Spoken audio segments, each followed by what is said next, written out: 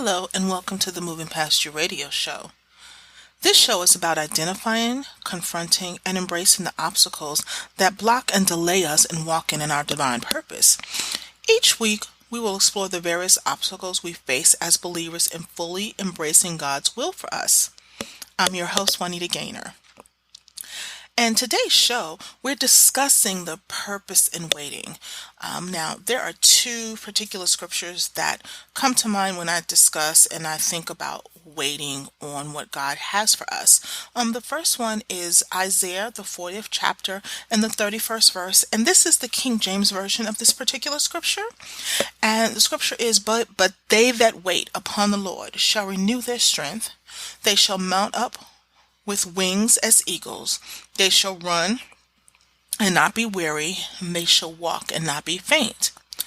And the second one is Psalms, the 27th chapter and the 14th verse, and this is the Amplified Bible version, and it says, Wait for and confidently expect the Lord. Be strong and let your heart take courage. Yes, wait for and confidently expect the Lord. Let's be honest, no one likes to wait for what they want. I know I don't. We long for that instant gratification, but what you have to understand that there's a purpose in waiting. Honestly, patience has never been my thing. Until the past few years, I've always seen a waiting season as just a waste of time. There's been times when when God has told me that, nope, I need you to wait. But then I would turn around and say to God, well, why can't you just give it to me now? Why do I have to wait?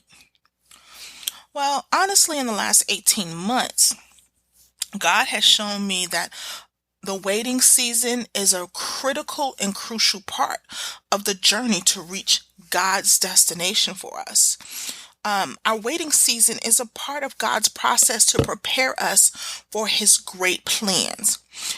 We can't be who God wants us to be without the waiting process.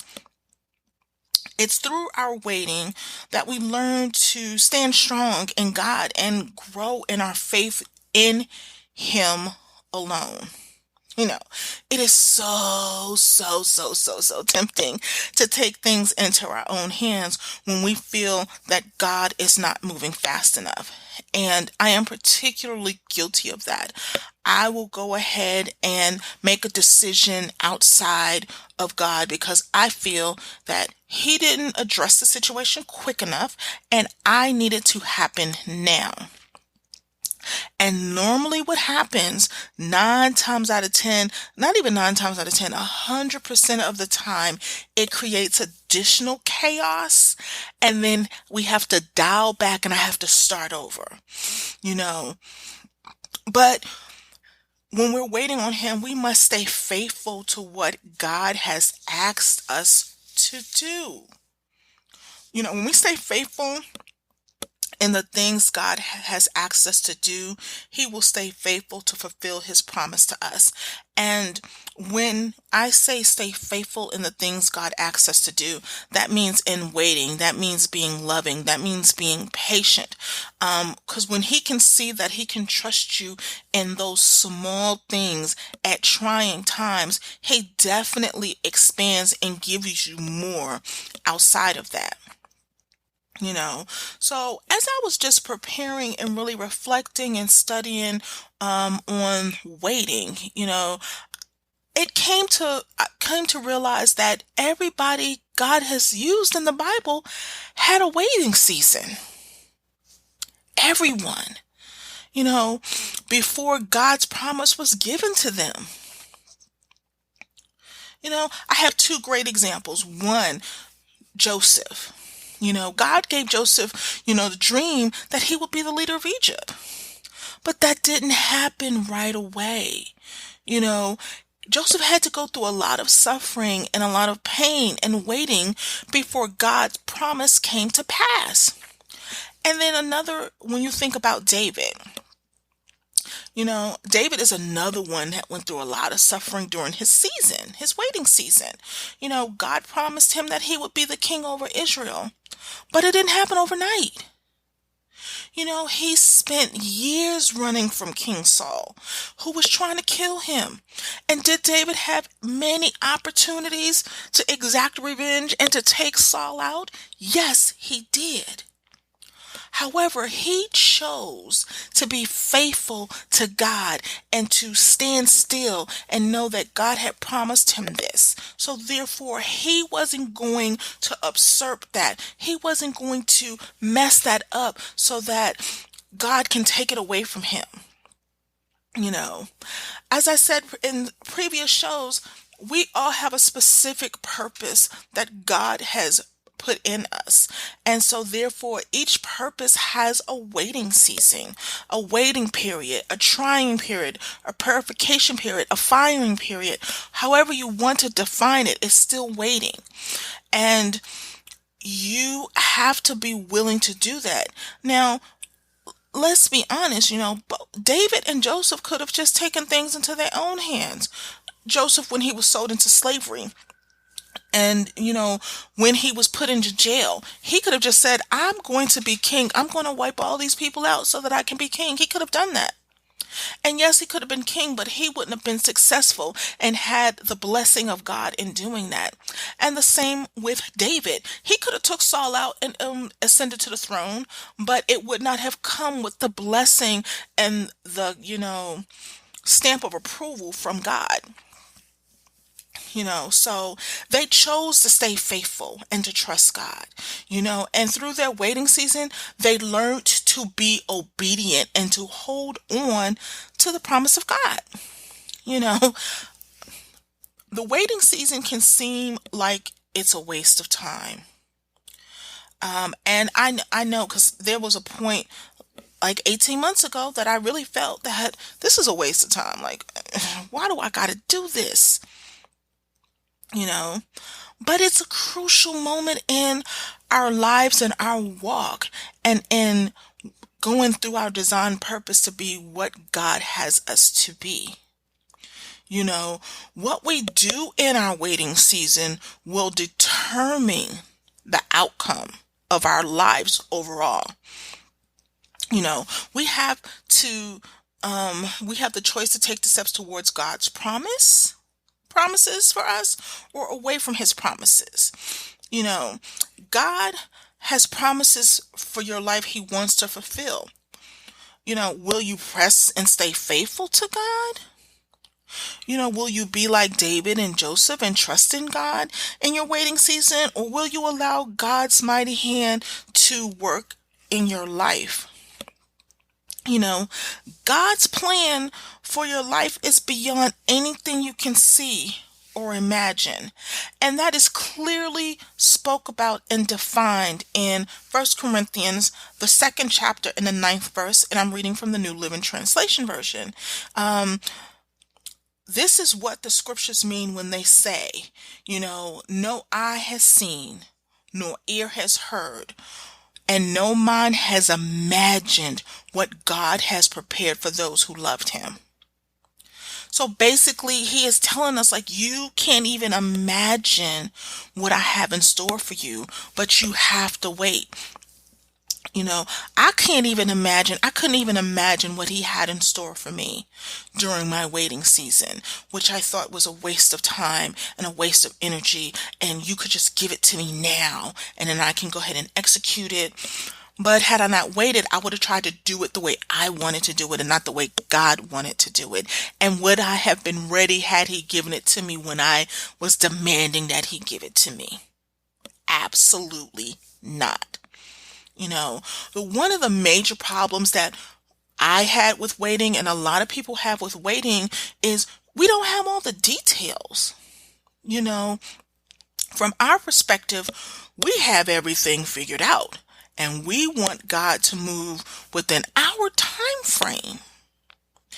But God really, I'm not even going to say really, God does not do anything according to our time frame. And because of this, we can get so easily discouraged. And if we aren't careful, we'll think he's uncaring or he's mad at us. And I went through that about a week ago. It's been a little bit crazy at the corporate sponsor. Things have gone on. A lot of changes are happening. I'm diligently doing what he's asked me to do, preparing for other things and that he has me working on. And I had a heart-to-heart conversation with him and said, Lord, you have to show me something, because I am waning. I don't think I can hold out much longer. Like, I know you have something greater and something so much bigger, but I can't see it right now. And I need something, a glimpse of hope or anything that can keep me pushing to the next mark. Now, God knows his child. And the reason why I do struggle in those aspects is I am still growing in my walk. As a child who never had any type of stability, it was always doom and gloom. And God knows, when I'm at that point where I could potentially really throw in the towel. Earlier in my walk, I would just throw in the towel, do what I want to do, and then keep backtracking and make, repeating these lessons and these, the test and not understanding why I'm not moving forward. And now I've just become very vocal and saying, you know what, Lord, I'm at a breaking point. Daddy, I need you. I need something. Show me something, a sign or something, because I'm at a point where I no longer can keep it up. And it's in that moment of weakness and communicating in relation that he's like, okay, she's getting it. I'm going to just give that glimpse. And that's what he did for me this past weekend. Actually, he gave me that glimpse, and it was just like a breather. Like, okay, I get it. I see it. I'm rejuvenated. I can move on, but it was because I had been steadfast and moving, staying still, but I had that one weakness. And the thing is that because I have developed relationship and communication with him, I didn't just hold it in because he knew. I was very vocal about it, and in having that conversation and doing the things and the steps that he told me to do to get to that point.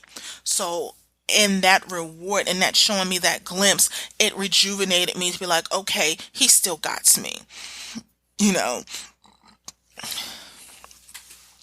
So when we do that, yes, you can think he's uncaring, you can think he's not paying attention, but he is, but we just have to be vocal and open. And, just you talk with him like you would talk to your mother or your father. You have to have that conversation and tell them how you feel. So when you think about God has great reasons for making us wait. Waiting is a part of life, and, it's one of God's tools for developing us for his purpose. The Bible is full of stories, of rich stories, of people having to wait on God. You think about Noah, Abraham, Moses, Daniel, Paul, even his own son, and in countless others. So what does waiting do? What are the things that waiting allows you to do? Well, first, waiting reveals our true motives. And you may say, what? What do you mean? When waiting has a way of bringing out the best and worst in people. For someone who does not have great motives, or they're not pure in their intent, they're not going to wait long because they're not interested in the commitment it takes to see something through. They're too interested in short-term gains or success, meaning they got to have it now. It's got to be money, money, money. I need to see it now. Gimme, gimme, gimme, me, my, I. And Most of us have good intentions, but a lot of what we want to accomplish is an attempt to make a name for ourselves or for our egos. It hurts to say this, but it's often true. And you may say, well, no, that's not what I'm trying to do, or things like that. When you're asking God for something and he's saying, wait, and you're now mad because I want to do this now, and why do I have to wait? I need you to sit back and evaluate the thought process. You got to ask yourself, why do I want this so bad? Is it to have my name in lights? Is it to be the next best thing? Or is it to serve him? Is it to be a light for him? Is it to impart wisdom on others? Is it to be a light for others? Is it to be uplifting to others? If it is not about being in line with what God is about, then the motives are not pure. And there's a reason he has you waiting. Because it's not a part sometimes of the initial process or where he has you going.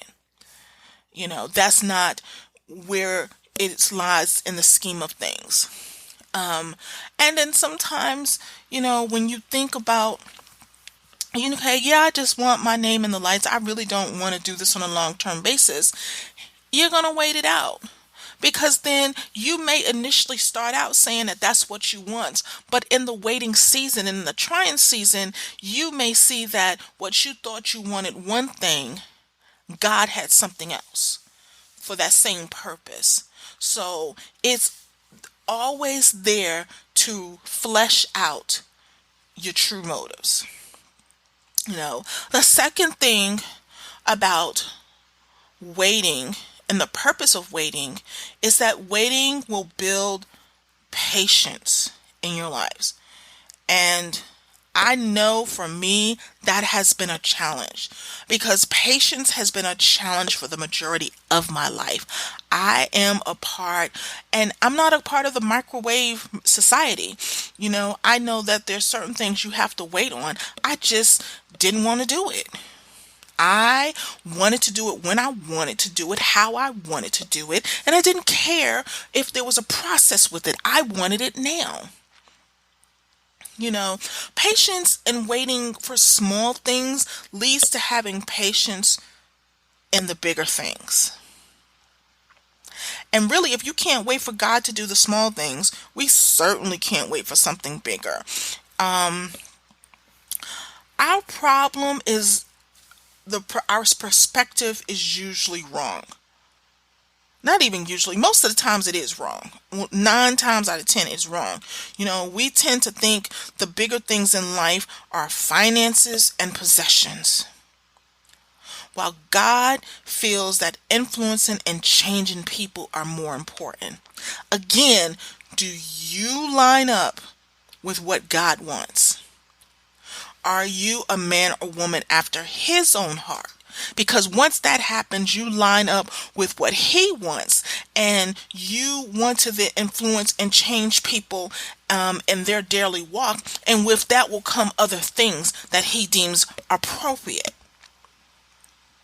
So if you're not in line with that, it won't work because you're just chasing the money and the money can run out and the possessions can run out. You can lose the possessions, However, when you build your character right, when you build it the way God wants you to build it, your influence and the ability to change people is life changing, everlasting.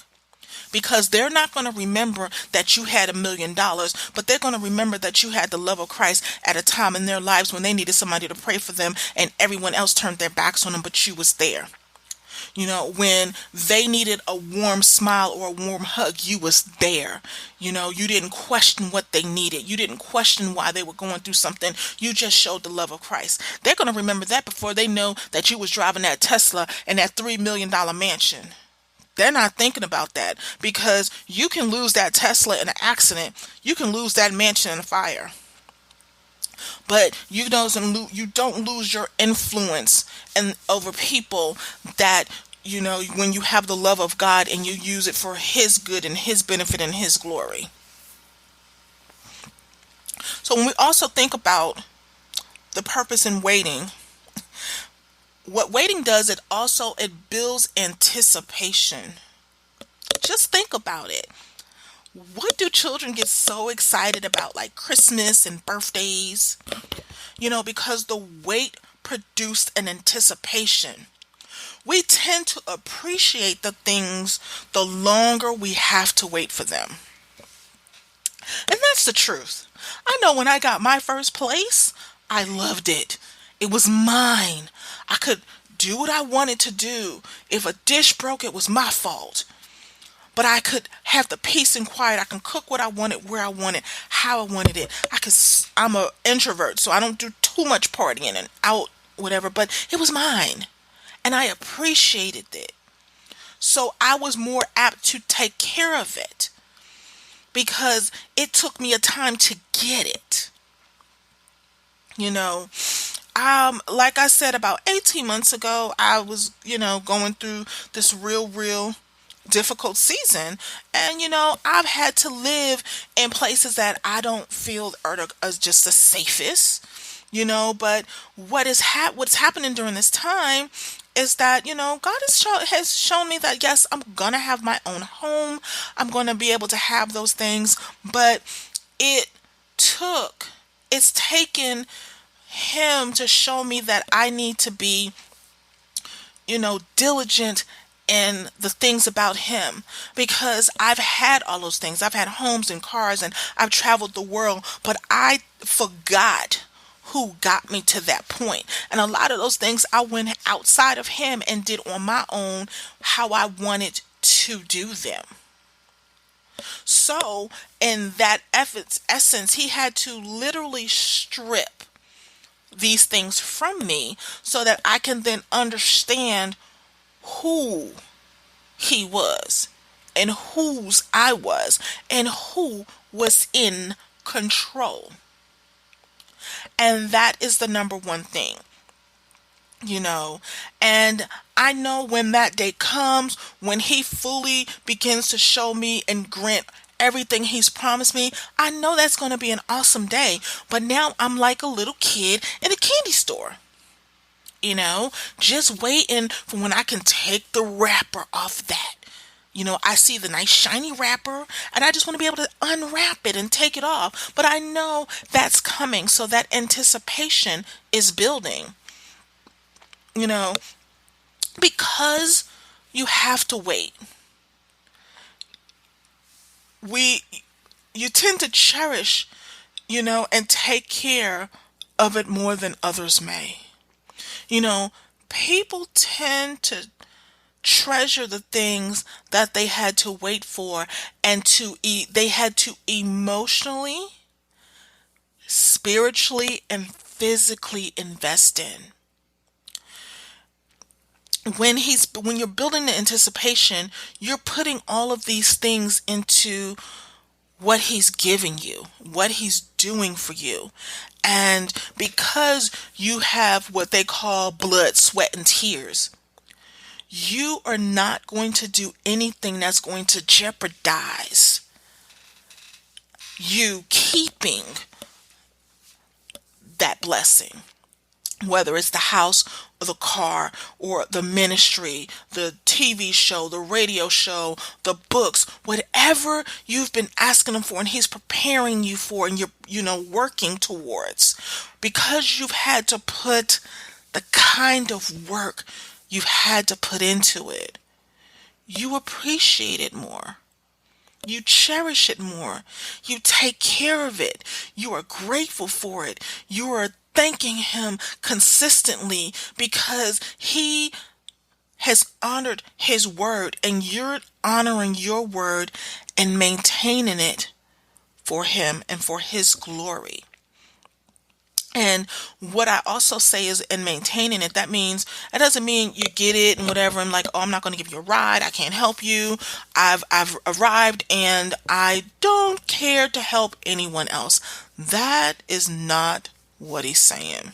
You appreciate, you love it, you hold it. You take care of it so much more, when you have to wait for it and put blood, sweat, and tears into it. No. Also, another purpose in waiting is that it transforms our character. You know, Waiting is God's way of smoothing off and refining the rough edges in our lives. You know, most of us know the story of Moses delivering the Israelites from Egypt. It's a great story of God doing great miracles. However, you listen to the fact that Moses had to wait in the desert for 40 years before God came to him. 40 years. I need you to let that sink in. He waited in the desert for 40 years before God came to get him to lead this. God used this time of waiting to transform his character. Because if you think about it, when you think about Moses as a young man, he was very brash and impatient. He was so, you know, um, brash, and he was so rash with his temper, he killed the man and he hit the body, you know. And when it was made public, he was exiled to the desert. He ran and he was exiled to the desert. You know, when he was given that second chance, he opted to do it God's way and in God's time. How many times have we completely gone against what God has told us we needed to do, or we became impatient, or we acted brashly or harshly and too quickly, and we caused great trauma? We may not have physically killed somebody, but we've killed somebody with our words, our thoughts, our actions, and our deeds. We've been hurtful to someone. We have stunted their walk in Christ. Or sometimes we've just killed it altogether. And when it's placed in public for the world to see, instead of owning up to it, we decide that we're going to ignore it, we're going to deny it, we're going to victimize the victim again. And then judgment is handed down and we are exiled away, whether, we have to go to another church, or you lose your job, or you lose your home. And you are like, okay, that's your desert. But then you're given a second chance. Now, you have this choice in this second chance. You can do it God's way, or you can try it again your way. There's only but so many times he's going to allow you to continually disrespect and continually do it the way you want to do it. You will eventually get to do it his way. I've adopted a saying that my grandmother used to say when I was younger. She used to say, you can do it the easy way or the hard way. But both of them are going to be my way. And I didn't understand that. I'm like, what? What are you talking about? The easy way or the hard way, and both are going to be your way. Whatever. And she nicely explained it to me because I was the hard-headed one. She said, the easy way is to do what I tell you the first time. All is happy in the world, and we don't have to worry about anything. The hard way is you get your behind beat, and you still have to do what I tell you to do. Either way, I get what I want out of the situation. So how do you want to do this? Do you want to do this the easy way or the hard way? And I'm like, oh man, like, I don't want to be on punishment. You know, I don't want to get a whipping. And my grandmother didn't whip me often. It was one way to help chastise me because punishment didn't work for me. I wasn't a television watcher. I didn't like to go outside. So me being grounded and being in the house, that's just the life of an introvert. Like I could just read books all day. I was good. You take my books, I may, I'll be devastated, but I was fine. So I started to think, so what I would do is when she would tell me to do something, I would just go ahead and do it. Instead of going back and forth, instead of going through the drama, I just went ahead and did it.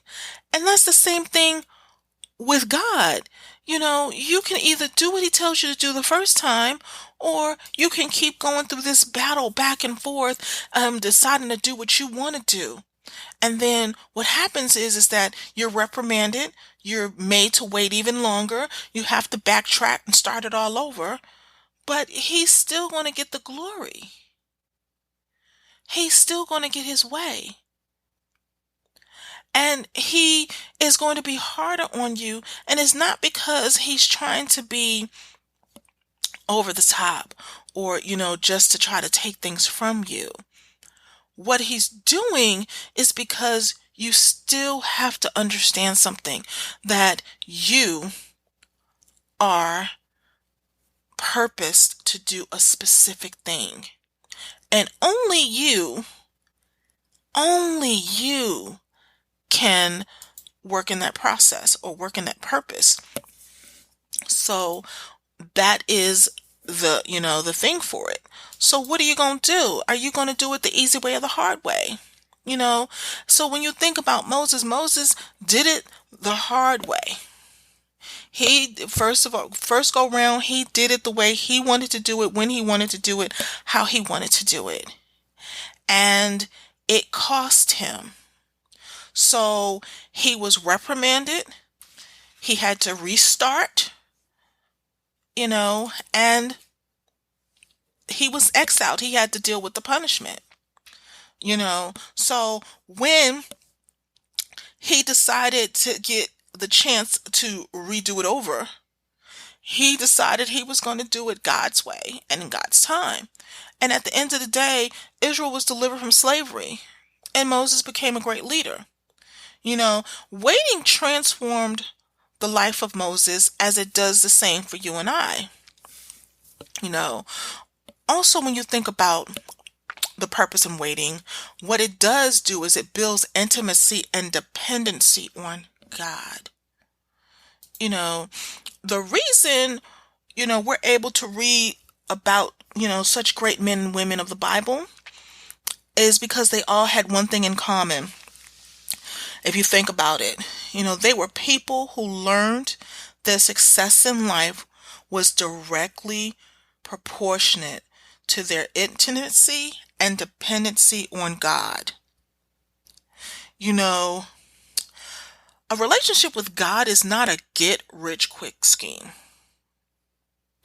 And a lot of the times, if not all of the times, it's a matter of life and death.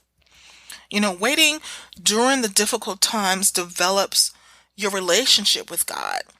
Some of the most intimate relationships we have in our lives are because, a friend stood in the trenches with us during the heat of battle.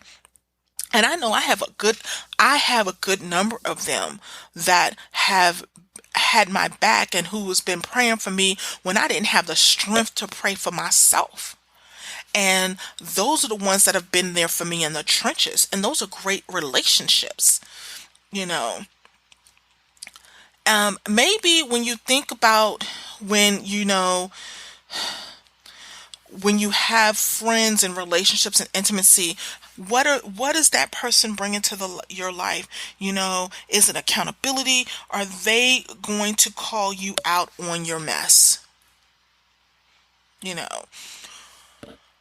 Proverbs 18:24. It says, there are friends who destroy each other, but a real friend sticks closer than a brother. Meaning, you can have somebody who claims they're your friend, which I claims they're associates, who is only in it for what they can get out of it. But then you have those who is not going to let you fail because they see the purpose that God has in you, and they see their how they can help get you to that purpose, and they're not going to let you fail, and they're not going to let you just sit on the wayside and say, I'm not going to do it. They're not going to have it. Because when you read these stories of these great men and women in the Bible, it's because they went through the difficulties of life with God. And in the end, they enjoyed the process with God and the promise of God.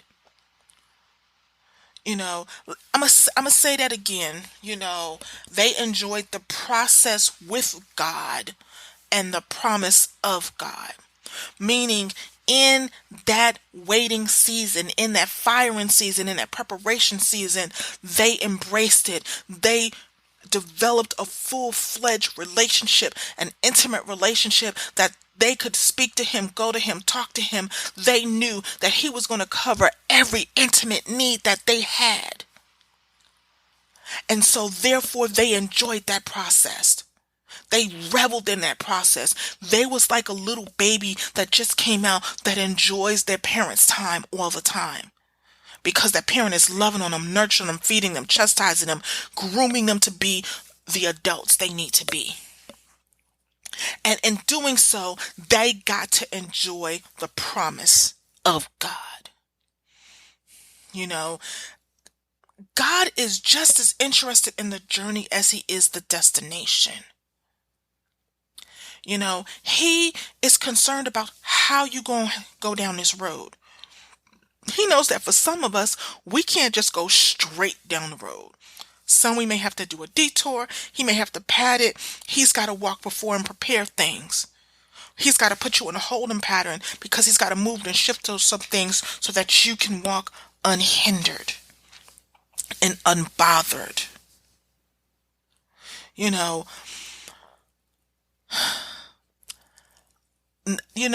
If not all the biblical, if he wasn't concerned, they would only include the feel-good parts. If you think about the stories in the Bible, if God was just only concerned with the destination, you would never hear about what it took to get to the destination. You would just hear, it's all rosy and it's beautiful and this is how you serve me.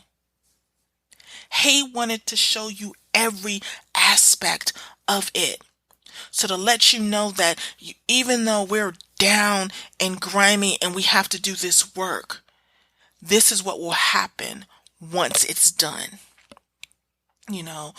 Once surgery is done, when you think about gold, it goes through that firing process. When people say and use the terminology, we shall come forth as pure gold, there's a reason behind that. Because gold in its natural state is nice, but it can't be used for much. Because it has a lot of impurities, a lot of things that make it where it's not stable. So therefore, it is put through a firing process. So all the impurities are burned off until you just have pure gold that is now valuable and worth things. So think about this walk as the firing process and your gold. And he is purifying you so that when you are presented to do his will, it is worthy. It's worth something. People is going to see the purification. They're not going to see all of the scraggly elements and the bad stuff that was there because you have been refined in the waiting process. We may not, always understand why we have to wait. But the good news is, if you think about it, he never asked you to wait without him. When he asked you to wait, you were waiting right there with him. He's not giving it to you and saying, okay, I'll be back later. He's not saying, yeah, you're going to wait, but I'm going to help Joe Blow down the street and I'll come back to you when I come back to you. And that's not how he does it. That's definitely not how he does it. You know, when you think about waiting, it's always the purpose is taking action at the right time. There's a time to plow, there's a time to sow, there's a time to reap, but they're never done all together at the same time. When I planted my first garden, I didn't get that you have to prepare the land to actually plant. So I was probably about like 15, and I decided that I wanted a vegetable garden, and I went and I got the soil and I got all the seeds. And I remember my grandmother saying, she's like, baby, you're not gonna, she was like, what kind of plants did you get? Like, you haven't even prepared the ground to, plant. I don't need to do that. I can just plant it and keep going. And I remember I planted everything. I dug up the ground. I just dug it up. I didn't fertilize it, nurture it, or anything. I just dug it up, put the things in, boom, boom, boom.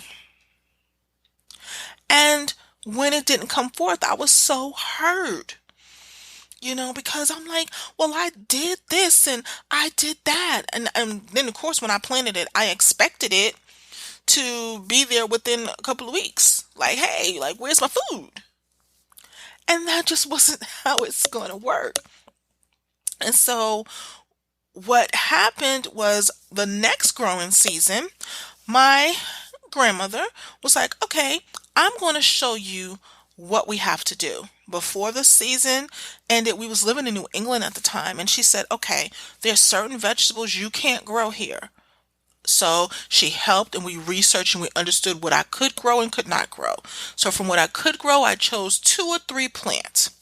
Then she said, okay, now we have to prepare the soil. So we got the patch where we was going to plant, and I dug up and I tilled and we added moisturizer. That was work, and we prepared it to actually plant the seed. Then what happened is when it was time to plant, I went ahead and I planted the seeds, and she's like, no, you have to space them apart. You have to do it this way. And I was like, okay, I did it exactly as she told me, because at this point, I didn't want to make the same mistake that I made the first time. Obviously, I learned. I spent all that money and it wasn't fruitful. So I was willing to this time have the assistance to do it right. And so then finally, after weeks of just watching it and weeding, she's like, okay, you got to weed it. You got to look at it. You have to do this. You got to water it. Sometimes you got to make sure the frost doesn't hit it. And then finally, when I was able to harvest it and I had, my own, little garden, and I was like, oh, wow, look at that. I can now, have my own vegetables. So when you think about waiting on God, it's like God is in the business of growing a spiritual harvest in our lives. But it takes time and our cooperation and doing the right things at the right time. So you can't prepare. You can't prepare for the harvest, plant the harvest, and reap the harvest all at the same time. So you've got to take the right action at the right time in the right sequence so that it all works together for His good, And sometimes that can be hard because, again, we want it all at the same time. All at the same time. We want it now. We become microwave society. We want it now.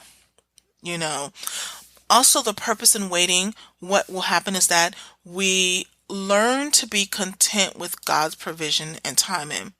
And that can be challenging, again, because we always want everything that we want when we want it and how we want it.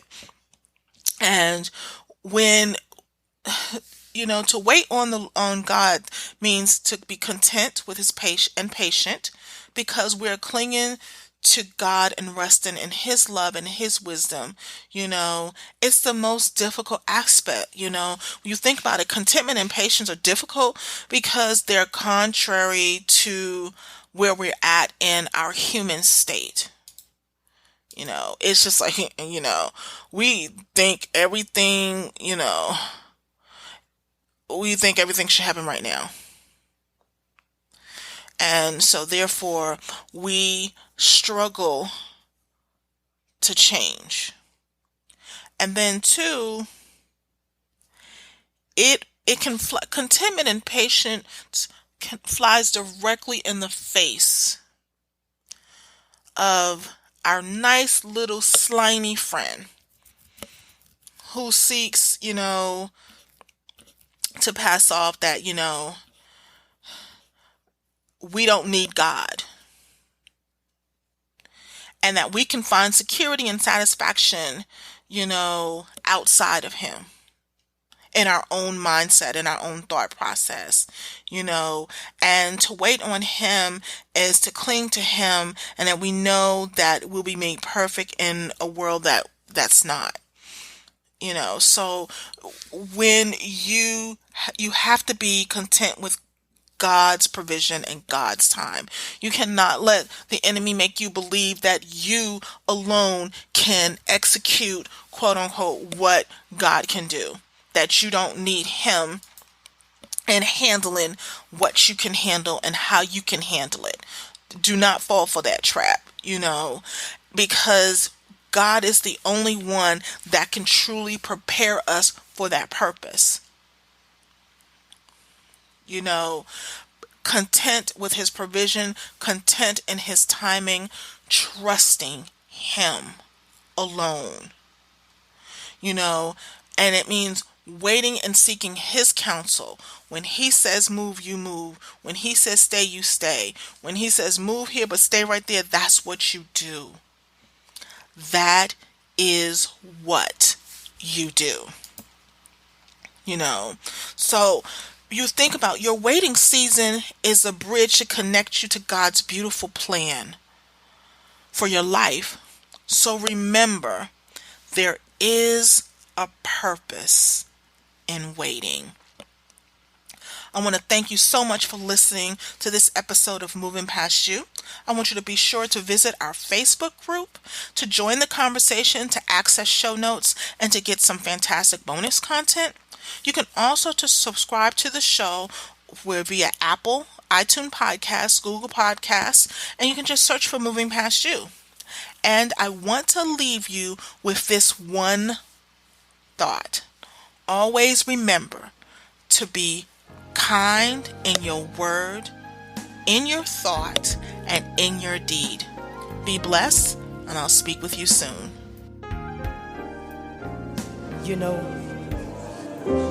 Sometimes in life, situations are going to occur where you may look to the left or the right and you can't find any answers and you can't find anybody to help you. But I'm reminded of the word that says, they that wait upon the Lord, he shall renew their strength. They shall mount up on wings as eagles. They shall run and not be weary. They shall walk and not faint. Come on. You got to learn how to wait. I don't mind waiting. I don't mind waiting. I don't mind waiting on you, Lord. I don't mind waiting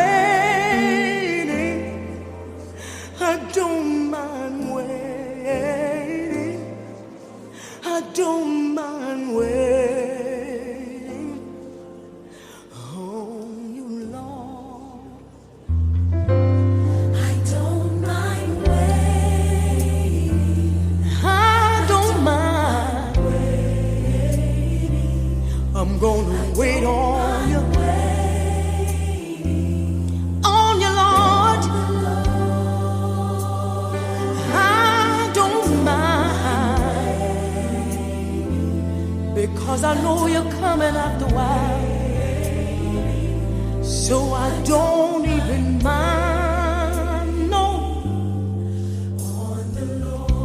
I wait on you, Lord. I don't mind waiting. I don't mind.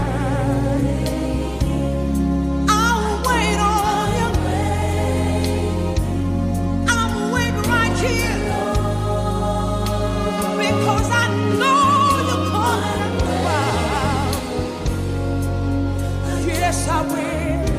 Yes, I will. I'll wait on you. It's an honor to wait. Come on, Robin, help me sing.